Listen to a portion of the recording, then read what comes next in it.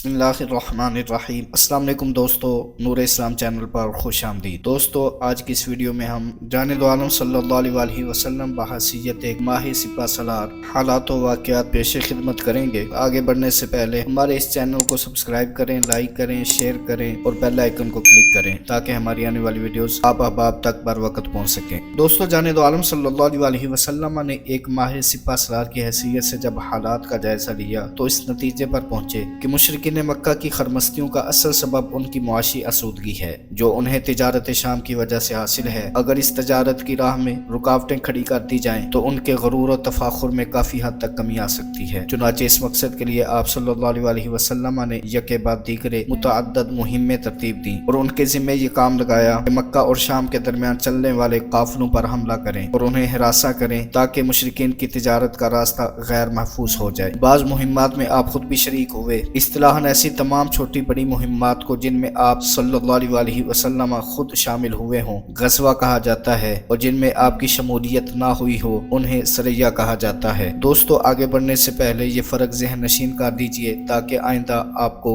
الجھن نہ ہو۔ دوستو، جان دو عالم صلی اللہ علیہ وسلم نے پہلا سریہ روانہ فرمایا۔ وہ 30 افراد پر مشتمل تھا اور اس کی قیادت حضرت حمزہ رضی اللہ تعالی عنہ کے ہاتھ میں تھی۔ اس سریہ کا ہدف وہ تجارتی کارواں تھا جو شام سے واپس آ رہا تھا اور اس میں ابو جہل بھی شامل تھا۔ یہ 300 افراد پر مشتمل ایک بڑا قافلہ تھا۔ حضرت حمزہ رضی اللہ تعالی عنہ نے ان کو ساحل سمندر کے پاس جا لیا۔ وہ بھی حضرت حمزہ رضی اللہ تعالی عنہ کو دیکھ کر رک گئے اور مقابلے کے لیے صف آرا ہو گئے۔ اگر مقابلہ ہوتا تو مار کے کرن پڑتا، کیونکہ ایک طرف اگر ابو جہل جیسا خدا اور رسول کا دشمن تھا تو دوسری جانب اللہ اور رسول کا وہ شیر تھا جس نے مکہ میں کمان مار کر ابو جہل کا سر لہو لہان کر دیا تھا۔ مگر لڑائی چھڑنے سے پہلے ہی ایک مقامی شخص مجدی ابن عمر درمیان میں آ گیا اور فریقین سے لڑائی نہ کرنے کی اپیل کرنے لگا۔ یہ شخص اگرچہ خود مسلمان نہیں تھا مگر مسلمانوں کے ساتھ اس کے تعلقات بہت اچھے تھے۔ دوسری طرف اہل مکہ کے ساتھ بھی اس کی دوستی تھی۔ اب یہ اس کی اپیل کرنے کے انداز کا کرشمہ تھا یا فریقین کے ساتھ اس کے تعلقات کی نوعیت ہی کچھ ایسی تھی کہ کوئی بھی اس کی بات رد نہ کر سکا اور دونوں فریق مقابلے سے دستبردار ہو گئے۔ نتیجتاً قافلہ بخریت مکہ مکرمہ پہنچ گیا اور مسلمان مدینہ طیبہ واپس آ گئے۔ دوستو، دوسرا سریہ حضرت عبیدہ ابن الحارث رضی اللہ تعالی عنہما کی قیادت میں روانہ کیا گیا۔ شرکاء کی تعداد 80 کے لگ بھگ تھی، جن میں فاتح ایران حضرت سعد بن ابی وقاص رضی اللہ تعالی عنہ بھی شامل تھے۔ ان کا نشانہ 200 افراد پر مشتمل وہ قافلہ تھا جو ابو سفیان کی سرکردگی میں شام سے واپس آ رہا تھا۔ رابغ نامی جگہ میں فریقین کا تصادم ہوا مگر معاملہ صرف تیر اندازی تک محدود رہا۔ اس جنگ میں حضرت سعد رضی اللہ تعالی عنہ نے اپنے سارے تیر سامنے ڈھیر کر رکھے تھے اور تاک تاک کر نشانہ لگا رہے تھے۔ اس دن حضرت سعد رضی اللہ تعالی عنہ کے پاس کل 20 تیر تھے جن میں سے ایک بھی خطا نہیں ہوا۔ تیروں کی بچھاڑ سے متعدد مشرکین بری طرح زخمی ہو گئے اور آخرکار میدان چھوڑ کر بھاگ گئے۔ مسلمانوں نے مزید تعاقب کرنا غیر ضروری سمجھا اور واپس چلے آئے۔ دوستو، تیسرا سریہ سعد ابن ابی وقاص رضی اللہ تعالی عنہ کی سربراہی میں ایک اور کاروان کو دہشت زدہ کرنے کے لیے بھیجا گیا اور انہیں حکم دیا گیا کہ تم نے قافلے پر اس وقت حملہ کرنا ہے جب وہ وادی خرار سے گزر رہا۔ حضرت سعد رضی اللہ تعالی عنہ نے خرار تک پہنچنے میں بہت احتیاط سے کام لیا اور دشمن کے مخبروں سے اوجل رہنے کی خاطر صرف رات کی تاریکی میں دبے پاؤں سفر کیا۔ مگر افسوس کہ یہ ساری پیش بندی رائیگاں گئی اور حضرت سعد رضی اللہ تعالی عنہ جب وادی خرار پہنچے تو پتہ چلا کہ قافلہ ایک دن پہلے ہی وادی عبور کر چکا ہے۔ دوستو، شام کی طرف قافلہ ہے تجارت کی آمد و رفت کا سلسلہ منقطع کرنا دفاعی لحاظ سے اتنی اہمیت رکھتا تھا کہ اس مقصد کے لیے ترتیب دی گئی بعض مہمات کی قیادت جان دو عالم صلی اللہ علیہ وسلم نے بنفس نفیس فرمائی۔ چنانچہ پہلی مہم جس میں آپ صلی اللہ علیہ وسلم شامل ہوئے غزوہ ابوا ہے۔ اس غزوہ میں صرف 60 مہاجرین آپ صلی اللہ علیہ وسلم کے ساتھ تھے۔ علم حضرت حمزہ رضی اللہ تعالی عنہ کے ہاتھ میں تھا اور ہدف حسب سابق قریش کا ایک کاروان تھا۔ کاروان تو بچ کر نکل گیا، البتہ اس مہم سے یہ عظیم فائدہ حاصل ہو گیا کہ ابوا کے باشندوں سے جو بنی زمرہ سے تعلق رکھتے تھے صلح کا معاہدہ ہو گیا۔ معاہدے کا مضمون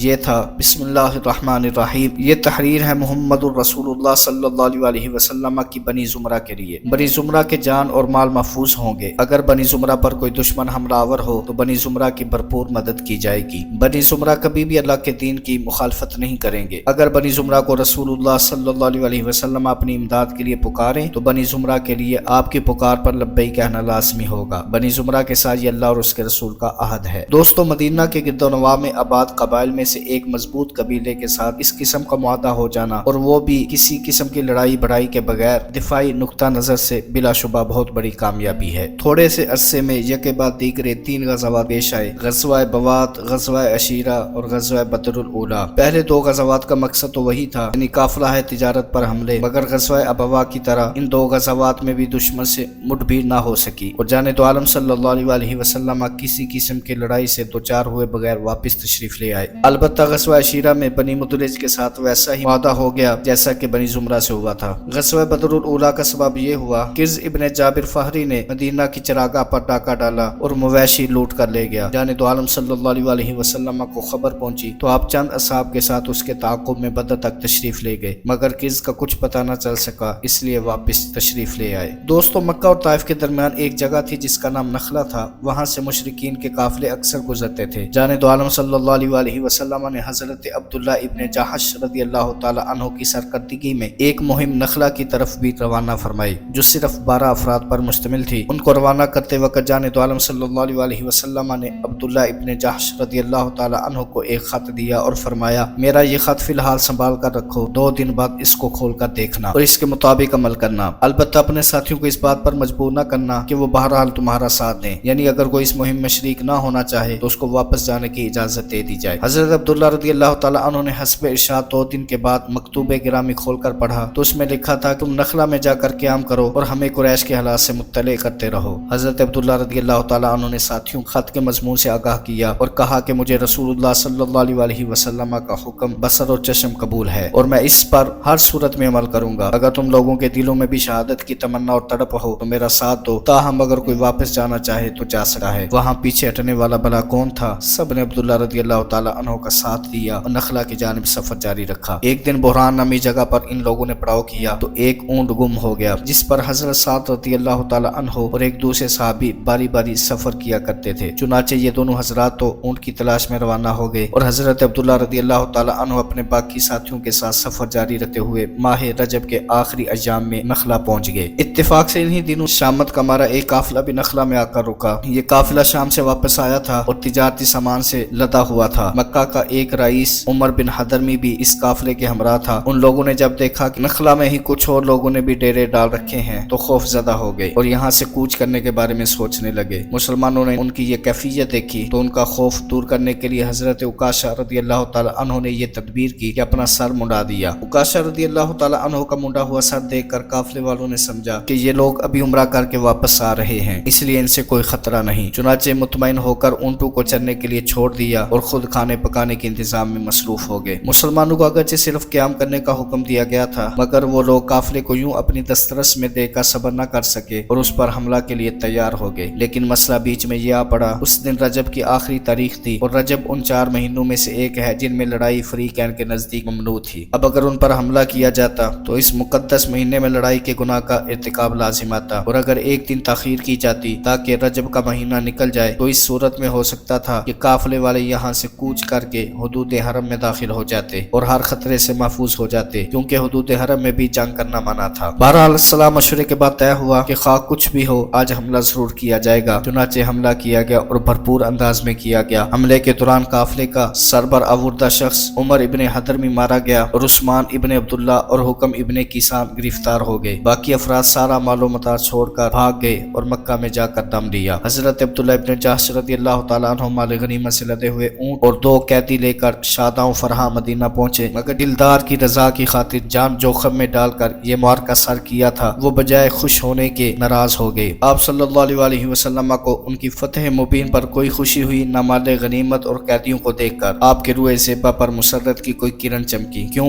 صرف اس لیے کہ آپ صلی اللہ علیہ وسلم کے خیال میں ان لوگوں نے رجب کی آخری تاریخ میں حملہ کر کے اس مہینے کی حرمت و تقدس کو پامال کر دیا تھا اور وہ کالی کمنی والا سردار اپنے دشمنوں اور خون کے پیاسوں کے ساتھ بھی کوئی غیر اصولی حرکت کرنے کا روادار نہ تھا۔ چنانچہ آپ صلی اللہ علیہ وسلم نے ان کو ڈانٹتے ہوئے کہا، ما امرتکم بقتال فی الشہر الحرام، میں نے تمہیں اس حرمت والے مہینے میں لڑائی کا ہرگز کوئی حکم نہیں دیا تھا۔ آپ صلی اللہ علیہ وسلم نے مال غنیمت قبول کرنے سے بھی انکار فرما دیا اور قیدیوں کا معاملہ بھی التوا میں ڈال دیا۔ سرکار دو عالم صلی اللہ علیہ وسلم کی ناراضگی کو دیکھ کر شرکائے سریہ غم و اندوہ میں ڈوب گئے، وظنوا انہم قد ہلکوا، اور انہیں گمان ہوا کہ ہم ہلاک ہو گئے۔ آخر اللہ تعالیٰ کو ان کی پریشانی اور ازردگی پر رحم آ گیا اور اس نے ایسی آیات نازل فرما دی اس مہینے کی حرمت کو برقرار رکھتے ہوئے भी मुजाहिदीन के इस इक़दाम को जायज़ करार दे दिया और हज़रत अब्दुल्ला इब्न जहश रज़ियल्लाहु ताला अन्हु के नज़रिए की हरफ बहरफ तायीद कर दी। कैदियों को छुड़ाने के लिए मुशरिकीन ने फिदिया की रकम भेजी, मगर उस वक्त तक वो 2 सहाबी वापस नहीं आए थे जो ऊँट की तलाश में चले गए थे। इसलिए जाने दो आलम सल्लल्लाहु अलैहि वसल्लम ने फरमाया कि कैदी उस वक्त तक नहीं छोड़े जाएंगे जब तक हमारे आदमी वापस ना आ जाएं। हो सकता है कि तुम लोगों ने उनको कत्ल कर दिया हो, इस सूरत में उनके बदले हम कैदियों को कत्ल कर देंगे। मगर ऐसी कोई बात ना हुई और वो दोनों बाखरियत वापस आ गए। चुनाचे जाने दो आलम सल्लल्लाहु अलैहि वसल्लम ने भी फिदिया लेकर कैदियों को आज़ाद कर दिया। अलबत्ता माल गनीमत का मसला खासी देर तक इल्तिवा में रहा। आखिर ग़ज़वा बदर से वापसी पर आप सल्लल्लाहु अलैहि वसल्लम ने वो माल मुजाहिदीन में तकसीम फरमा दिया।